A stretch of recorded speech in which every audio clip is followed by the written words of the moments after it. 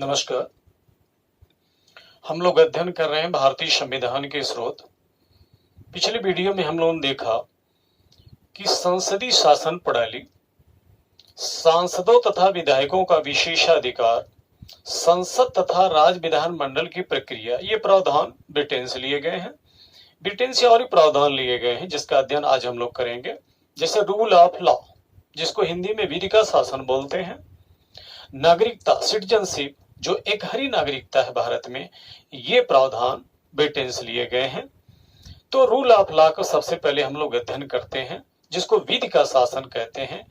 प्राचीन काल और मध्यकाल में विधि का शासन नहीं था, व्यक्ति द्वारा शासन होता था, राजा द्वारा शासन होता था, सामंतों द्वारा शासन होता था। तो प्रजा स्वतंत्र नहीं बल्कि गुलाम होती थी। तो कैसे गुलाम होती थी उसको देखते हैं। तो कैसे रूल ऑफ लॉ आया? प्राचीन काल और मध्यकाल में इस प्रकार की फिगर विद्यमान थी। राज्य का मालिक राजा होता था, जिसको किंग बोला जाता था, या सामंत होता था। सरकार के अधीन 3 शक्तियां होती हैं, यानी सरकार के 3 अंग होते हैं। विधायिका,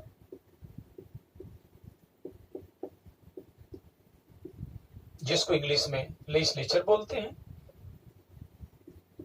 कार्यपालिका, जिसको इंग्लिश में एग्जीक्यूटिव बोलते हैं। न्यायपालिका, जिसको इंग्लिश में जुडिशरी बोलते हैं। ये सरकार के तीनों अंग एक व्यक्ति में समाहित है। इस तरीके से हम कह सकते हैं शक्ति मनुष्य को भ्रष्ट बनाती है और पूर्ण शक्ति पूर्ण भ्रष्ट बनाती है। और ये राजा एक व्यक्ति है। इस तरीके से कह सकते हैं हम, यहाँ पर विधि का शासन नहीं है, ये व्यक्ति द्वारा शासन है, जिसमें सरकार की तीनों शक्तियां समाहित है। कानून कौन बना रहा है? वही व्यक्ति। कार का आदेश कौन दे रहा है? वही व्यक्ति।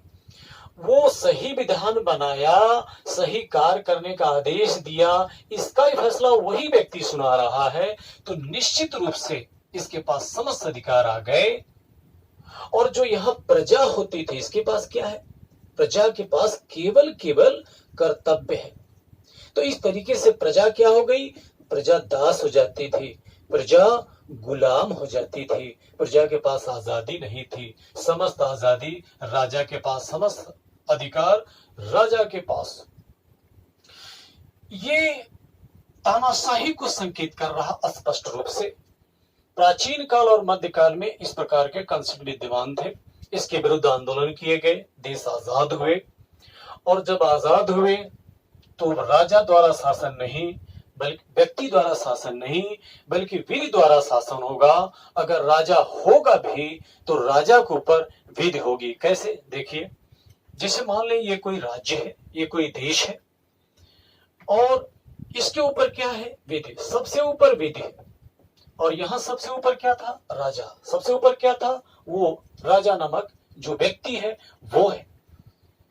और यह क्या है? सबसे ऊपर क्या है? विधि है। अब यहां पर चाहे वो राजा हो, चाहे वो प्रजा हो, या कोई भी संस्था हो, सब के सब किसके अधीन है? विधि के अधीन है। सबसे ऊपर विधि है। अगर हम व्यक्ति की बात करते हैं, वो भी विधि के अधीन है। राजा की बात करते हैं, वो भी विधि के अधीन है। प्रजा की बात करें, वो भी व्यक्ति के, कोई भी संस्था हो, वो भी विधि के अधीन है। तो यहाँ पर क्या हो रहा है? जो शासन हो रहा है वो विधि का हो रहा है। तो यहाँ कहा जाता है विधि का शासन। ब्रिटेन में क्या चलता है? विधि का शासन। भारत की अगर बात करते हैं, भारत, तो भारत भी गुलाम था। भारत को भी आजादी मिली।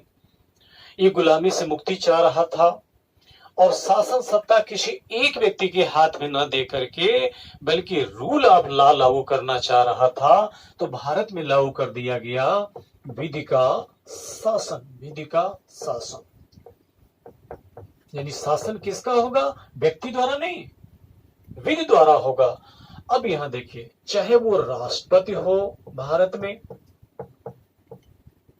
या पीएम हो, या मंत्री हो या न्यायालय हो या विधायिका हो या कार्यपालिका हो या प्रजा हो या कोई भी संस्था हो, सब के सब कहां से शक्ति प्राप्त करते हैं? विधि से। जो विधि में प्रावधान है उसी के अनुसार ये लोग शक्तियां प्राप्त करते हैं। तो सबसे ऊपर क्या हो गया? विधि। शासन किसके द्वारा हो रहा है? विधि द्वारा। इसी को बोला जाता है रूल ऑफ लॉ। और ये ब्रिटेन से लिया गया। ब्रिटेन में 1215, जिसको मैग्ना कार्टा कहा जाता है, यहीं से शुरुआत हो गई थी।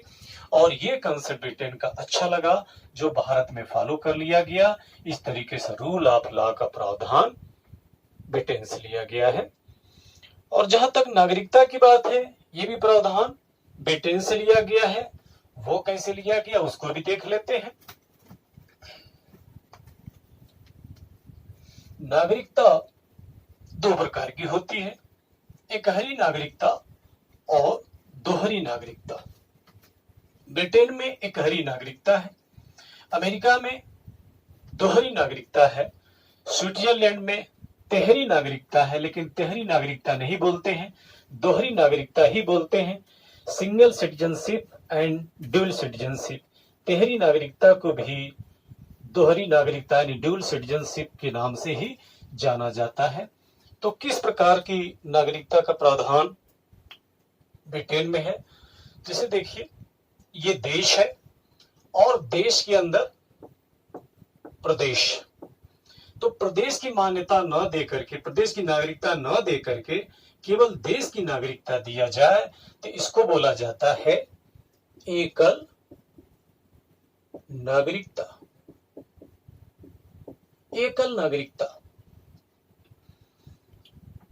कुछ देश ऐसे होते हैं जो देश के साथ साथ प्रदेशों के भी नागरिकता देते हैं। एक तो देश की नागरिकता और दूसरा प्रदेश की नागरिकता। तो ऐसे को बोला जाता है ड्यूल सिटीजनशिप, दोहरी नागरिकता। दोहरी नागरिकता। और यहां पर देखिए, देश भी है और प्रदेश भी है, लेकिन प्रदेश की नागरिकता नहीं दिया गया, केवल एक नागरिकता दिया। किसकी? देश की। तो इसको बोलते हैं सिंगल सिटीजनशिप। और यहाँ देश के साथ साथ प्रदेशों की भी नागरिकता दी गई है, इसलिए बोलते हैं यहाँ ड्यूल सिटीजनशिप। यहाँ पर जो फिगर है, इसका सबसे बढ़िया उदाहरण आप ब्रिटेन ले सकते हैं, और इसका सबसे बढ़िया उदाहरण अमेरिका है, जिसको यूएसए बोलते हैं। अगर हम भारत की बात करते हैं, भारत में देश भी है और उसके अंदर प्रदेश भी है। तो भारत में जो नागरिकता दी गई है वो देश की दी गई है, ये प्रदेश की नागरिकता नहीं दी गई है, जबकि प्रदेश है। किंतु प्रदेश की नागरिकता नहीं दी गई है, केवल देश की नागरिकता दी गई है, इसलिए बोलते हैं इसको सिंगल सिटीजनशिप, एकल नागरिकता। एकल नागरिकता। इस तरीके से हम अगर किसी को बिहारी बोलते हैं तो संवैधानिक दृष्टिकोण से गलत है, किसी को पंजाबी बोलते हैं, बंगाली बोलते हैं, तो ये विधिक दृष्टिकोण से क्या हो जा रहा है? गलत हो जा रहा है। सब के सब क्या है? सिंगल सिटीजन के तहत भारतीय हैं। कोई बिहारी नहीं, कोई बंगाली नहीं, कोई पंजाबी नहीं, सब के सब क्या है? भारतीय है। हालांकि नागरिकता पर हम लोग डिटेल अध्ययन करेंगे। ये तो एक झलक है कि जो प्रावधान लिया गया ब्रिटेन से, क्यों लिया गया, क्यों अमेरिका से नहीं लिया गया। तो अमेरिका में हम लोगों ने देखा देश के साथ साथ प्रदेश की भी नागरिकता दी गई है, जबकि ब्रिटेन में केवल देश की नागरिकता दी गई है और भारत में केवल देश की नागरिकता दी गई है।